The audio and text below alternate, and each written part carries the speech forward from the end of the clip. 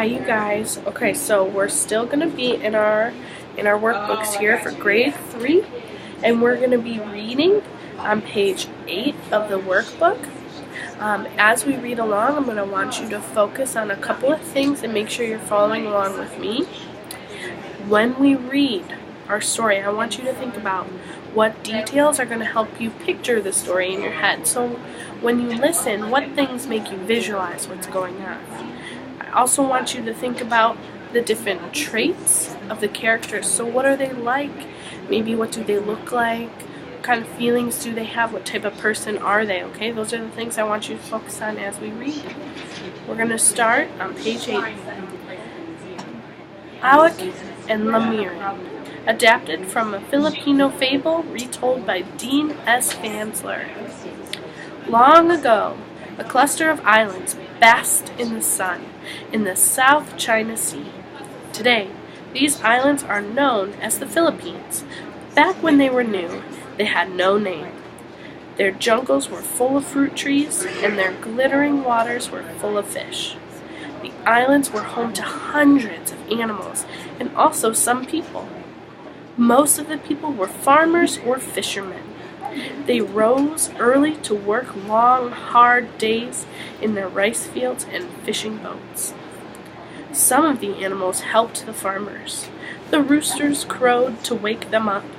The water buffaloes pulled plows through the water-filled rice fields. But other animals weren't such hard workers. Instead, they spent their lazy days playing tricks on one another. One day, a hawk named Alec stole a salted fish. The fish had been hanging in the sun to dry near a fisherman's cottage. The hawk flew with his meal to a branch of a tree. He sat on the branch, then he began to eat the delicious fish. As he was eating, a squirrel named Lamirin came out of a hole in the same tree. The squirrel looked up at the branch. He spotted the hawk eating the fish. Lamirin was a sneaky fellow. He knew how to use sweet words to get what he wanted. And what he wanted now was Alec's tasty fish. But he wondered how he could get the hawk to drop the fish. Okay, so pause for a minute and really think about what we just read. We're reading about a hawk that stole a salted fish and a squirrel that just came out of this tree. And he wants to get that fish, so we're going to find out what is he going to do to get it. After a while, Lamirin knew what to do. He looked up at the hawk and smiled. "What beautiful, shiny black feathers you have." When the bird heard this praise, he felt very pleased. He fluttered his wings to show off his feathers. He was indeed happy to be admired. Lamirin then said, "You are especially beautiful when you walk. You are as graceful on the ground as you are in the air." Alec did not understand the trick the squirrel was playing on him. He hopped along the branch with the air of a king, but his hopping was not very graceful. The clever squirrel went on praising the hawk. "I heard someone say yesterday that your voice was soft and lovely. Everyone who listens to your song is delighted.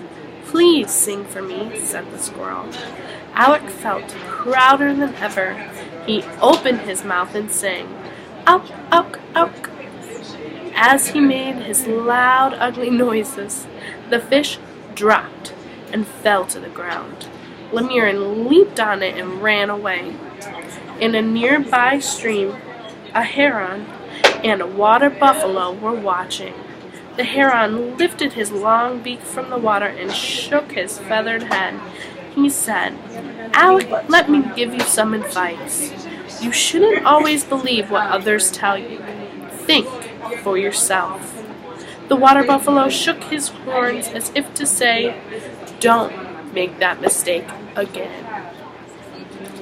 So that's the end of our story. We read through page 9 of your workbook. I want you to think back to the first story that we read and this one and think about how they're connected. In both stories, the characters were animals, and they were tricking each other to get food from one another. I want you to think, how did they trick the other animal to drop their food? Okay, again, as you go through your workbook and try and answer these questions, I want you to do the best you can. See if somebody can help read them to you. Okay? If not, really just listen and try and understand what's happening in our story and why that's important. Okay, bye.